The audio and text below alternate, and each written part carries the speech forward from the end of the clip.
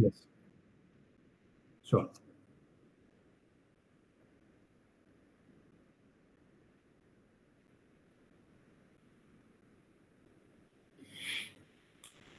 Oh, I think your audio just went across.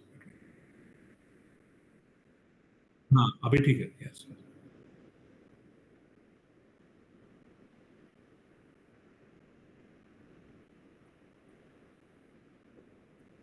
All right. So to take that question, a very interesting question. Thank you for putting it across to me. My reply to this question would be very simple. I would say that the key factors of Indian cooking starts from the ingredient quality, and we have a whole variety of Indian ingredients that are grown now, which are locally available also. And as we always have been hearing now that going local and picking up the best of the varieties growing in our country. So I think the variety of ingredients, number one, we're talking about spices and flavors being fused properly. That means the recipes should not be overpowering in any power. Okay. For example, maybe a chili or a spice or a masala or a tadka has to be having a balance in our recipe. So never try to overpower your dish. Is number one. Talking about the cooking techniques in Indian cuisine. Now we have been seeing that our cuisine has a very rich and varied history. You talk about cooking techniques from the steaming concept, the stir frying concept, the sauteing concept. We have something called as bunawing as well. So we bunao our masala properly. We have a concept of even grinding our own masalas. So we have a silbata concept, which is very, very classical. We also have seen the kind of dum cooking that happens in our cuisine. We kind of cover the vessel properly. We give it a nice dum effect. And the moment you open your container, you have like a nice aromatic perfume of Indian spices that come out from that dish. So, looking at the basics of our cuisine, I think number one is the ingredient quality, the spice and flavor balance, the cooking techniques, the influences of people coming into our country also play an important role. So, as people have been coming to India over the years and decades, they have also brought things with them for which we are known for adjusting and adaptability. As we travel within the country also, in various parts of India, we ourselves see that we have so much of variety of for example, even a mushroom. Like when I went to Kashmir, I saw like the Gucci mushrooms over there, the dried mushroom that we get that side. If we talk about other parts, we have the fresh mushroom also. So imagine the kind of variations from a fresh mushroom to a dry fungus variety that we get in India. Also, we have a Gucci ka pulao that we make in North India, in various parts of the country. Now, these things are not very well known to everybody. Also, so this is where when we say that when you start studying about how different our cuisine is, we need to go back to our roots to understand these things. Also, we have to understand that every region in India, every state of India has something special to offer you. So do a study on that, visit places, improvise culinary tourism. Enhancement towards seeing our own country is not just for tourist places, but also to get into the kitchens. So when I travel across India, I make sure that I visit somebody's house. I get into the kitchen of the person over there. I like to learn from them. I take a whole questionnaire with me to ask questions. That आपके यहाँ पे जो है उसका खासियत क्या है उसका? What's so different about it? And that is where when I come back to my own state or my own place, I start comparing. That I don't do it like this in Mumbai, but when I go to a place like Assam, they do it like that. And when it comes to innovating after that, that becomes easy for me because then I can compare the flavors that I can sell in Mumbai, but I learned from Assam. This is how I think we need to kind of have a nice, what do you say, interstate coordination when it comes to culinary here. Not to forget the last point is also about presentation styles in Indian cooking. For example, in South India, we've seen the banana leaf concept. So the food is served on banana leaves. We go to the north side, we have a different way of serving food as well. So even when you kind of go towards the north side, we have the Wazawan cuisine and Kashmiri cuisine over there. Sitting together, eating together, having a nice community kind of meal together. This is how rich our culture is in Indian cooking. And I think all of us together should come together and bring this as a bonding so that let's connect people with cuisines, with food, and not just tourist places to see. So that would be my reply to this one.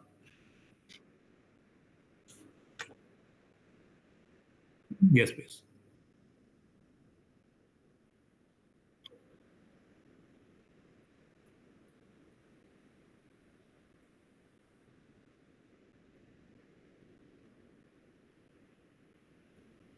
Okay. So I think food tourism, as I just mentioned about culinary tourism a while back, is something which has picked up a lot in the last few years. I mean, post COVID, I have seen this happening a lot. People have started moving out. Okay, they really called it like revenge tourism. We cannot stay in one place. And besides having a break from routine life and staying in the house for like so much of a while, I understood from people from my friend circle that they were open to trying out new things. So it's not just a new hotel or a new room or a new weather in some part of the country. They wanted to go there for a cultural exploration. So the entire culture of the place has to be kind of understood. They want to see how different the place is over there. They want to see how unique that place is as compared to Mumbai, for example. So uniqueness was being searched by people when they move around. They also want to understand something called as local economy. We talk about the economic factor. Of course, when we're traveling, we're also kind of sharing revenue with people around. We are staying somewhere. We're contributing towards the economy also. But what about the local economy of the place? For example, a vada pav in Mumbai. So what do I get in South India? What do I get in East Side? When I go to the West, what can I enjoy over there? So this is something which has been attracting a lot of travelers across the country. Besides that, I've seen a lot of community engagement also. When we go and stay in a new place, we want to see their cultural performances, the way they celebrate events and activities, festivals. And again, I don't think that it's complete without food. So when you go to even like Rajasthan side, for example, you want to enjoy the desert safari, for example, the evenings by the sands over there. They do have cultural dances happening over there. But not to forget that, we want to have our dal bati churma. We want to enjoy the local, the Rajasthani khana jo hota hai wahan ka. So there's something that really keeps on adding onto the plate. So we do promote a lot of food festivals across the country. We love people coming out and trying out our food.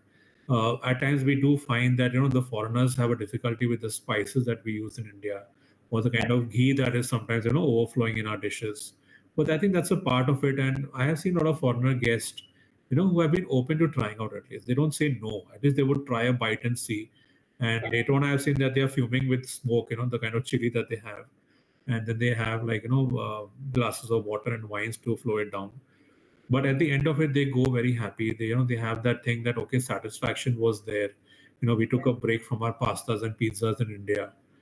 And this is something that, has been, growing in the last few years now. And I hope that it continues.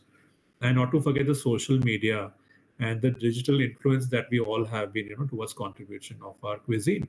So everybody today is on social media. When we go to eat somewhere, I think people say that the eyes eat first, but I have seen the phone is eating the food first nowadays. The phone is coming out first, and the cameras are on, and various angles of pictures are being taken of the food, and people are forgetting that it's our anniversary and birthday.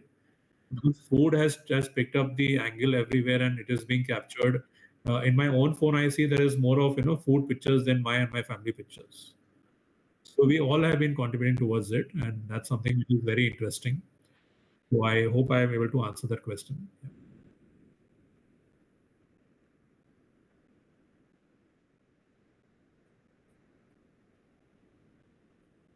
Yeah. The mobiles are, yes, yes. And that's how the change has been. The trend has been changing. So we need to change with time. So sure.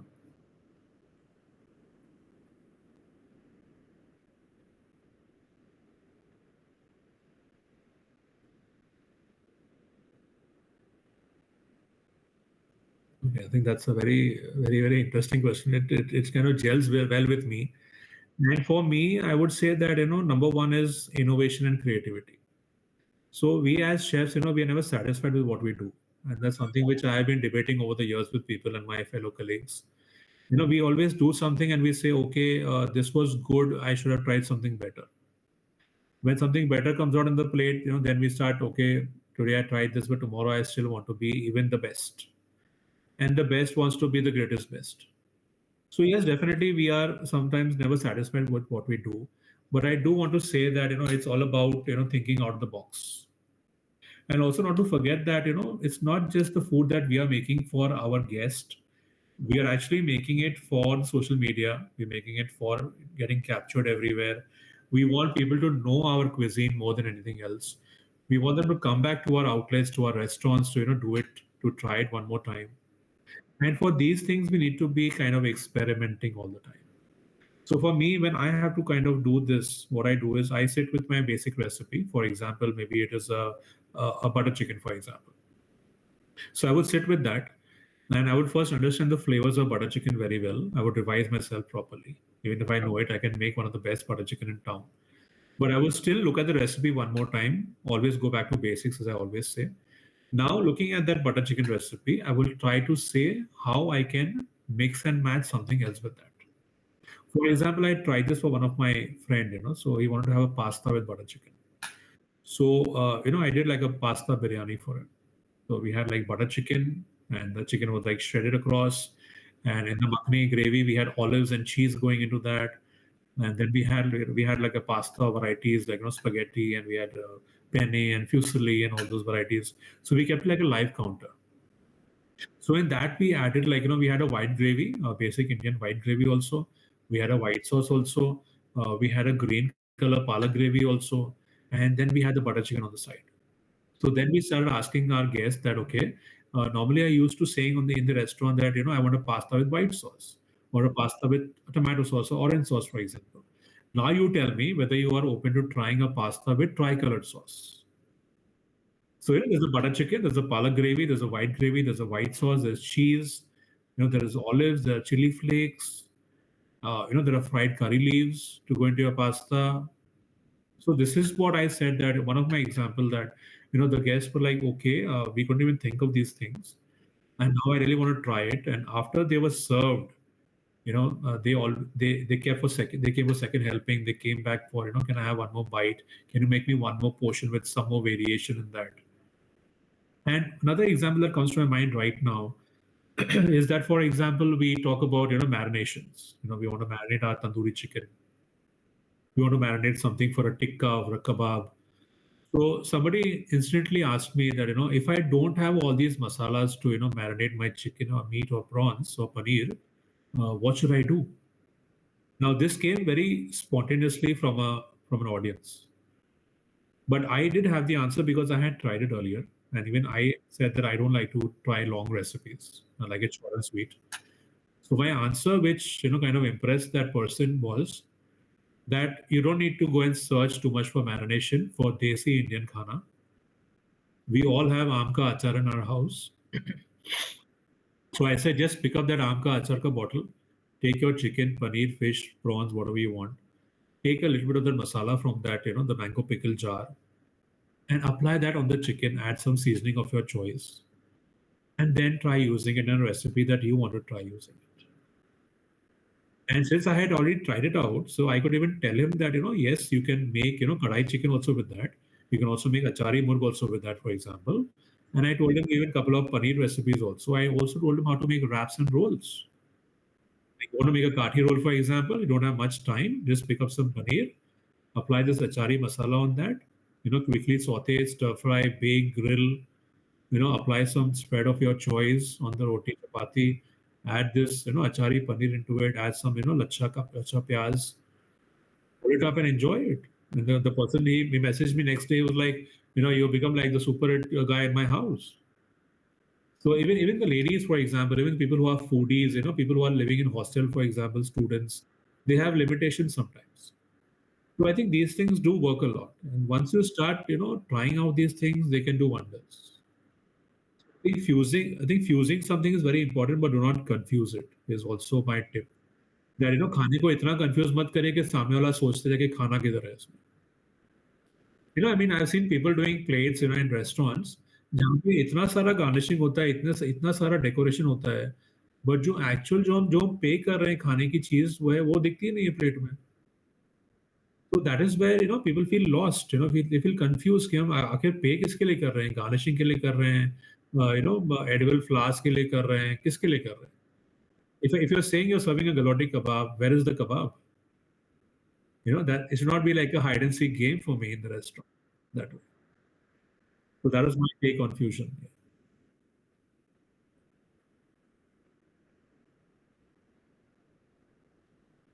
Correct, correct.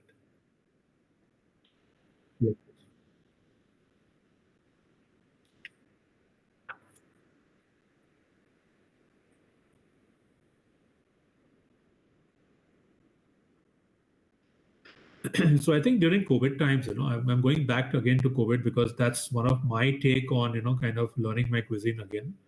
So when I was doing study during COVID times on our Ayurvedic cooking and Sattvic cooking, basically in short. So we all know that it's a 5,000-year-old thing, and it used to happen, and people used to fall less sick during those times and those eras.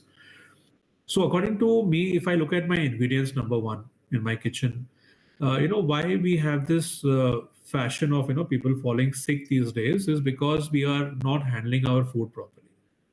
We are used to overcooking our food too much, and we are rather getting towards attracted towards fast methods of cooking. So if I have to make a recipe, I would rather choose an open kadai to make it. Okay, for example, even a copper ka bartan or iron ka bartan. But today I see people using pressure cookers, and the whistles are doing the job. And people tell me that खाना बनाने में कौन सा we don't have to become a chef. एक pressure cooker चढ़ा दो, उसमें सब डाल दो साथ में, 3 सीटी बजा दो और हो गया खाना ready. So I often look at them with anxiety. I hope that was the reality of success, that every dish could be made in a cooker.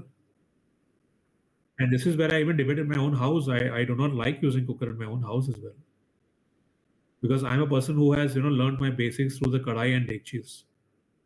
So I would be the last person to use a cooker for anything in my kitchen. Besides that, of course, I would talk about our ingredients being rich in antioxidants. We talk about turmeric, for example. So many healing properties. We talk about cumin or jeera. So many medicinal properties in that also. So we should try to know our own spices that we have been growing over the years with. And why is jeera important? Why is haldi important? Why is coriander seeds important? Or if we talk about even fiber in our food, also Indian cooking में जो fiber होता है, we get it from our subjis, from our vegetables like cabbage. We have lentils, we have pulses. And if you ask somebody that how do you plan your weekly menus in the house, they have no answer. They like we decide on the spot. And in my house, I make my menu for the entire week on every Sunday. So every Sunday morning, I sit with my menu card for the entire week, and I have a small whiteboard in my kitchen. I put it up over there, and the entire week nobody speaks to me in my house कि क्या खाना है. And that's something which I even like to tell people that do a bit of planning on a weekend, and your entire week is sorted. Sometimes people message me all of a sudden. They're like, tell me what to make today. And so I said, you ask your family members what they want to have. So the answer is kuch bhi. So somebody even started a restaurant on those lines. I came to know that somebody had a menu card, which said that कि कुछ भी. And that कुछ भी, it sounds so vague sometimes that पता नहीं क्या बनाना है किसी को, सामने वाला बनाने के लिए भी शायद ready नहीं है. Either they want to dial up pizza and short, that way. But I would still say that come back to our basics. Use our dals, lentils. इतनी सारी variety है Indian खाने में. उसको कब use करेंगे? And I fall short in 7 days that I don't even repeat my menu for the entire month. I eat like one dish only once in a month, and that's my cyclic menu in my house. So why not we all try towards working like that, so we can have all the nutrition coming in our body, taking a balance of the rice and the dals and the vegetables, the pulses. Salads are very important here to be added also, fiber content. Let's talk about also things like the things with the gut health. We have a lot of issues with that in India. People pick up, for example, they look at things like probiotics, for example. Probiotic is, people go and they shop on that. We have dahi in our house. Have dahi, I think 4 to 5 spoons of dahi in a day is okay. It's good enough for the gut health. But don't put mirchi masala in that. Don't put, kind of, calories by adding bundi into it. Have plain dahi. Don't even add sugar into it. These are natural probiotics available in our house. We've all learned, we've seen dahi being made in our house also every day. But still people go out and they pick up these glasses, buy one, get one. So rather, I would say eat one and eat one more. The homemade dahi, I would suggest. Also, looking at weight management, looking at our daily lifestyles today, we all are stuck up in one place at times, too much of desk job happening also. A lot of people keep complaining that, hardly any movement happening, how do I lose weight? Gym जाने का तो time ही नहीं मिलता है. ऊपर से we are having these French fries and chips all the time, the cravings that happen. Cravings को भी थोड़ा रिप्लेस कर सकते हैं हेल्दी तरीके से। आई ईट मखानास, I roast and keep them with salt pepper on my table. When I feel hungry, I just pick up like 8-10 pieces and I have that. So ये सब चीजें भी कर सकते हैं ना, मखानास also are like part of Indian cuisine. So why not go on that? I would rather not pick up Lay's cut chips and have that. I go for my makanas. I make flavors in that. I've got jeera, I've got kala namak, I've got mixed spices, I've got ajwain. So I make that and I keep it on my table. When I feel hungry, I eat. So cravings can also be managed that way. Also include fruits in your diets. Fruits, very important. People go for juices and syrups and milkshake and smoothies. You're adding calories. Pick up a plate of fruit, have that. Don't drink it, eat your fruit. That's very important. So that's something which we all need to do, because we are ignoring our health to a great extent. And that is why we are suffering so much also in today's times. Also talking about the bone health, bone and calcium, for example. So there also we have so much to choose from. We have, we have our dairy products also. People are turning vegan also nowadays. So we still have options there also. We have nuts and seeds. We have so much to look at. We have oats, we have quinoa. There's so much that we can still try with Indian cooking also. It's not about, quinoa sounding, like a different word. So it may not gel with me. I made quinoa upma. I made, quinoa ka khichdi. I made quinoa cutlets, for example. They were all typically Indian flavored. And after the person tried out, then he's like, what was this? I said, it was quinoa. Eat one more. So this is how we should even promote, kind of healthy eating by not deep frying our food and not having greasy khana jo hota hai, basically in short. And the last point I'd like to add in this question is keeping ourselves hydrated. So I think drinking water, as we always keep saying, people keep asking each other, "Ke पानी दिन में कितना पीना चाहिए?" My nutritionist told me have 6 glasses. Somebody is saying 8. Somebody is telling me 12. You don't need to ask somebody this question. Your body will tell you what it wants. You don't need to ask anybody कि पानी कितना पीना है. या लस्सी और छाछ कितना पीना चाहिए, जलजीरा कितना पीना चाहिए. You just need to be asking yourself. I keep an alarm on my table that every 30 minutes I have to have a glass of water every half an hour. Because when we are working, we ignore ourselves a lot. We try to forget things also at times. So I do keep a reminder there. 30 minutes done, a beep sound is there. I need to drink water. So whatever is happening that time, give me a break, 10 seconds. I'll have a glass of water, please, and I continue. So this is how one needs to kind of tone up ourselves also. You need to be self-disciplined. Very important. And the last point, extending on hydration, is also mental health. We keep ourselves mentally stable. So we have stress, we have so many things to look at, so much of pressure sometimes at work. So I think, after every few hours, take a pause, just a couple of minutes. Just be with yourself. Refresh your mind, come back. I think you'll perform better.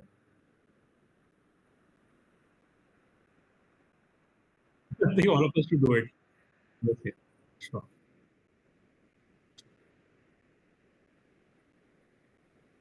Sure.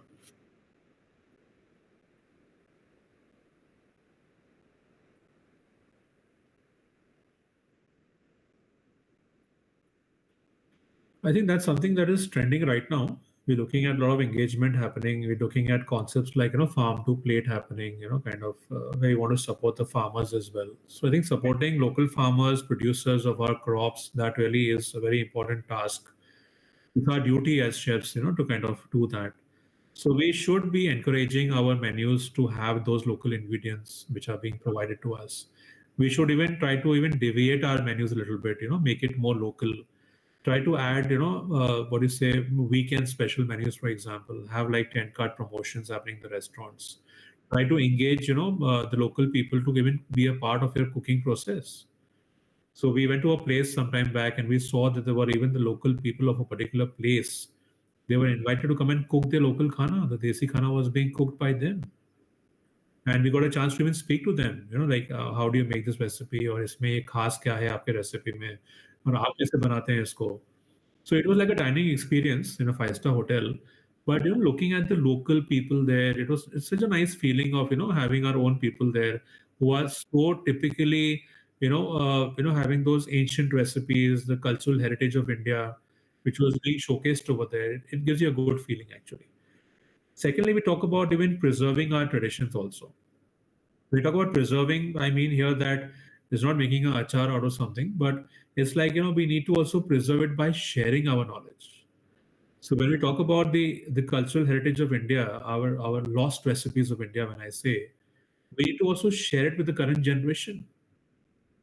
We're not going to be taking away with us from this life. So we need to share it out as much as possible, train the generations that are happening here now who want to become something in life. Get them onto the table, sit with them, discuss with them, do trials with them, share as much as possible with them. So at least they will also be, kind of, remembering us one fine day that, okay, I did learn something from this person. So I think that's a very important point which we tend to forget. When I started, I asked somebody in the initial stage of my career that, how do you make this recipe? He said, get lost. I will not tell you. This is my recipe, my secret recipe. He never told me the recipe till date. And I took it up as such a, kind of a motivating factor for myself that I made up my mind that I will share, I will talk about it, I'll write about it, I'll write books, I will write blogs, I'll write in newspapers and magazines. And I've been sharing that for now over 25 years. So this one person who told me no, I said, okay, thank you very much. I will take it in such a positive way that I will reunite myself and come back. So we don't need to kind of, get touchy about anything or try to feel that somebody is not sharing things with me. You need to pull up your socks and do it yourself. And the last point that I want to mention here is that by having community workshops, having event management, encouraging our desi cuisine on various platforms, wherever we get a chance, we should participate in, trade fairs and try to show, display, our cuisine over there. We should have more of seminars, we should be having more of engagement activities. We should have food festivals also, for example, all across the country. So the people from South India should go to North and do a festival over there. And that's how we kind of balance it out that, okay, you guys don't eat this food every day, but how about trying a Mysore dosa in Kashmir? So that's something we call as engagement, and the cross training that we normally say. So we all should work towards that by sharing our cultural cuisines all across the country with everybody also.